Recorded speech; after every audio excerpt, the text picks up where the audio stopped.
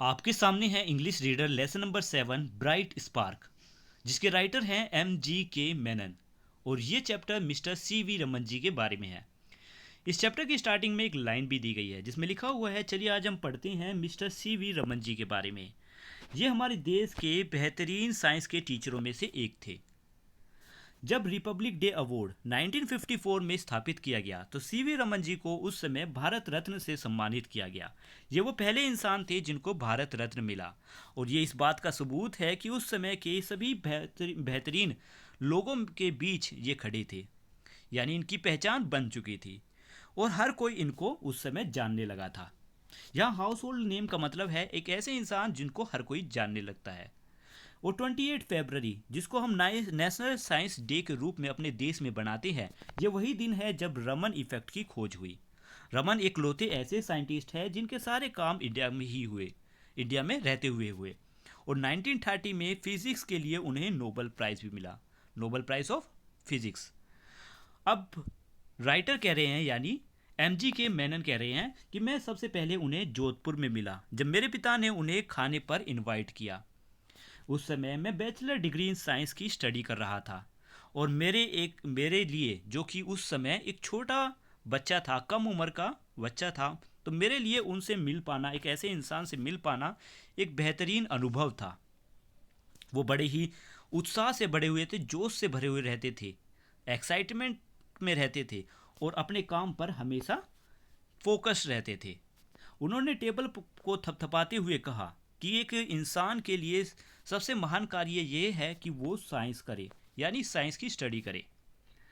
और वो उन्होंने ये भी सुझाव दिया मुझे कि मुझे रिसर्च इन फिज़िक्स की पढ़ाई करनी चाहिए। ये वो सब्जेक्ट था उस समय कि जिसमें मैं बहुत अच्छा था, और कोई भी व्यक्ति अगर इनके संपर्क में आता तो वो इनके विचारों से, इनके एक्साइटमेंट से और इनकी कारनामों से इनसे और ज़्यादा अट्रैक्टेड हो जाता। ठीक है। कई सालों बाद 1967 में जब एनुअल मीटिंग हुई इंडियन एकेडमी ऑफ साइंस इन मद्रास, यानी मद्रास में एक इंडियन एकेडमी ऑफ साइंस है, तो यहाँ पर जब एनुअल मीटिंग हुई तो अपने परिचय देने से पहले, मतलब जब तक कि मिस्टर C.V. रमन की बारी नहीं आई, उससे पहले रमन मेरी तरफ मुड़े। कौन कह रहे हैं? M.G.K. मेनन कह रहे हैं कि रमन जी मेरी तरफ मुड़े और उन्होंने कहा, मेनन, तुम देख रहे हो कि ये पूरा हॉल जो है लोगों से बुरी तरह भरा हुआ है, ये सभी मुझे सुनने के लिए आए हैं।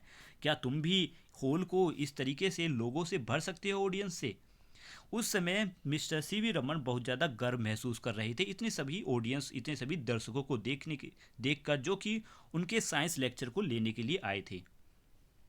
साथ ही उन्होंने यहाँ पर नम्र स्वभाव भी दिखाया। उन्होंने बड़े ही अच्छे से लोगों से बातें भी की और साथ ही यहाँ पर उन लोगों के बारे में बात किया जिन्हें वो पसंद करते थे, जैसे such as Newton, Einstein, Rutherford, रेलिड, बोट्समैन। ये सभी साइंटिस्ट हैं जिनके बारे में उन्होंने तारीफ भी की और ख़ुद भी अब इन्हीं ग्रेट क्लासिक साइंटिस्ट के बीच ये आ चुके थे, एक बैंड की तरह जैसे ये बन चुके थे, यानी इनका जैसे एक बैंड हो।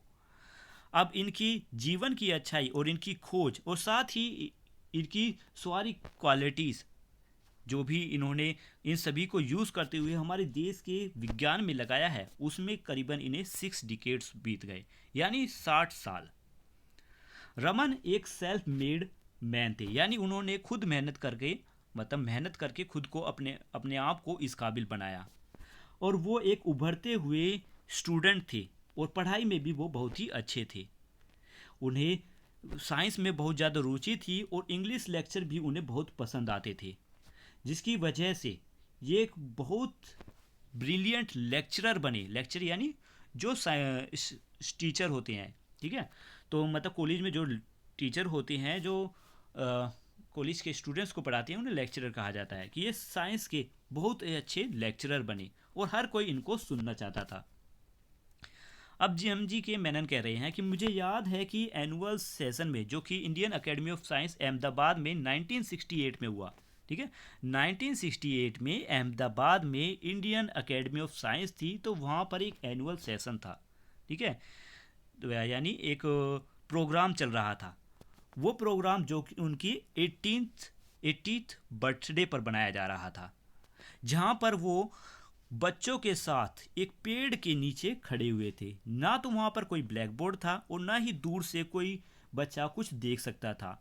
वहां पर सभी बच्चे बैठे हुए थे। वहां पर उनके पास सिर्फ एक माइक्रोफोन था जिसकी आवाज़ सभी बच्चों की भीड़ तक पहुंच सकती थी। उस समय मिस्टर सीवी रमन ने आसमान की तरफ देखा और बच्चों से पूछा कि ये आसमान नीला क्यों है।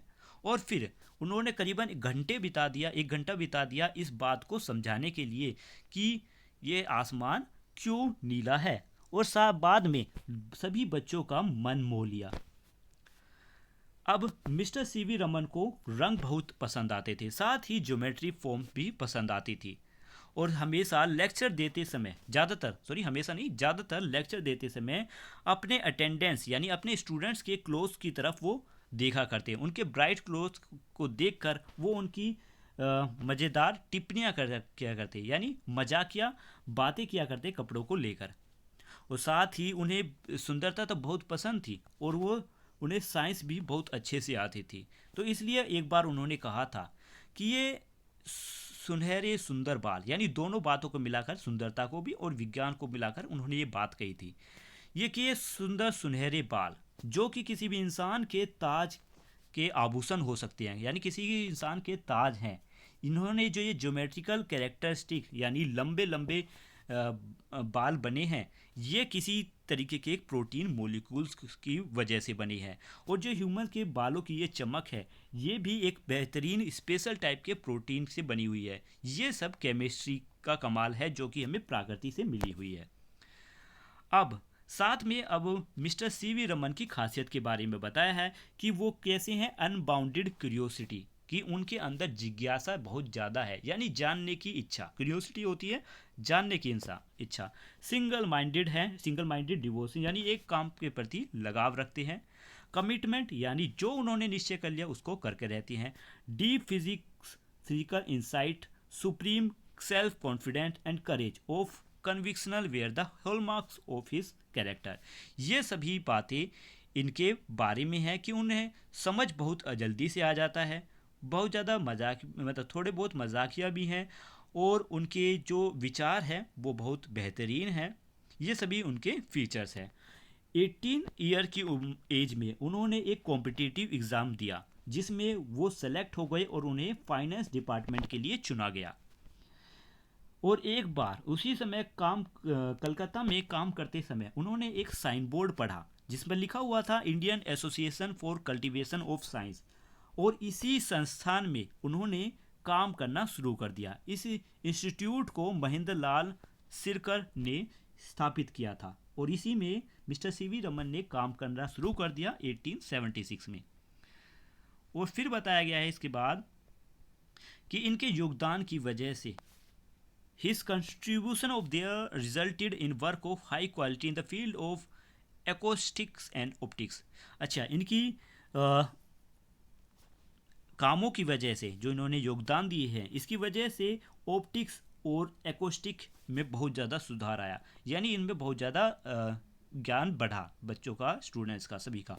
अब देखो ओकोस्टिक्स क्या होता है। अब द ब्रांच ऑफ फिजिक्स, मतलब फिजिक्स की ही एक पढ़ाई है जिसमें हम साउंड्स के बारे में पढ़ते हैं, और ऑप्टिक्स जिसमें हम लाइट्स के बारे में पढ़ते हैं, और ये भी साइंस की ही स्टडी है, यानी साइंस की ही एक ब्रांच है जिसमें हम लाइट के बारे में पढ़ते हैं। फिर इन्हें सर आशुतोष मुखर्जी, जो यूनिवर्सिटी ऑफ कलकत्ता के हैं, यानी कलकत्ता और यूनिवर्सिटी में सर आशुतोष मुखर्जी से इन्हें ऑफर मिला। तो रमन ने गवर्नमेंट सर्विस छोड़ दी और वो पहले पलित प्रोफेसर ऑफ फिजिक्स कलकत्ता में। अब देखो पलित क्या है, यहाँ पर दिया हुआ है कि Palit chair of physics is a physics professor in the university of Calcutta. ये कलकत्ता की यूनिवर्सिटी में फिजिक्स के प्रोफेसर की एक पोस्ट है जिसको पलित चेयर ऑफ फिजिक्स कहते हैं। और सर सीवी रमन उसके लिए अपॉइंटेड किए गए 1917 में। ठीक है, तो यहाँ पर ये कलकत्ता में उसी जगह कलकत्ता और यूनिवर्सिटी में फिजिक्स प्रोफेसर के तौर पर पलित बने। उन्होंने बाद में बहुत सारे यंगर साइंटिस्ट को इकट्ठा किया जिन्होंने इनके साथ काम भी किया। और फिर बाद में रिटायरमेंट के बाद जब इनका रिटायरमेंट हो गया तो उन्होंने मतलब रिटायरमेंट हुआ तो उन्होंने Indian institute of science Bengaluru, उन्होंने एक रिसर्च इंस्टीट्यूट स्थापित की। ठीक है, मतलब यहाँ पे दिया हुआ है कि इंडियन इंस्टीट्यूट ऑफ साइंस से रिटायरमेंट के बाद उन्होंने बेंगलुरु में रमन रिसर्च इंस्टीट्यूट की स्थापना की, जहाँ पर उन्होंने बाकी के अपने जीवन के साल बिता दिए। और उन्होंने साइंस में खुद ही योगदान नहीं दिया है, कि साइंस में ये नहीं है कि उन्होंने खुद ने सिर्फ साइंस में योगदान दिया है, बल्कि उन्होंने बहुत से महान कार्य भी किए हैं। मतलब उन्होंने दूसरे लोगों को भी इस साइंस में महान बनाया है। It is difficult to think of another who had so many qualities. और ये सोचना भी बड़ा मुश्किल है, कि ऐसे विचार करना भी मुश्किल है कि शायद ही कोई ऐसा इंसान होगा जिसके अंदर इतनी सारी खासियत हो जितनी सीवी रमन के बारे में है। तो यहाँ पर लिखा है राइटर का नाम M.G.K. मेनन। M.G.K. मेनन, जिनका जन्म 1928 में हुआ और डेथ इनकी 2016 में हो गई थी। तो हमारा चैप्टर यहाँ पर ख़त्म होता है। और चलो इस बार M.G.K. मेनन के बारे में पढ़ लेते हैं। ये कौन थे? Physics and policy maker from India, serve as the minister of state for science and technology and education. He also headed the India space organisation in 1972 as its chairman and was the director of Tata Institute of Fundamental Research। चलिए इसे छोड़ो, ये तो आपने आप पढ़ लेना।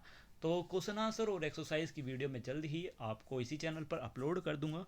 उसके क्वेश्चन आंसर का लिंक आपको इसी वीडियो के डिस्क्रिप्शन से मिल जाएगा। अगर वीडियो अच्छी लगी है तो लाइक करना। Thank you, have a nice day. मिलते हैं नेक्स्ट वीडियो में, तब तक के लिए बाय बाय।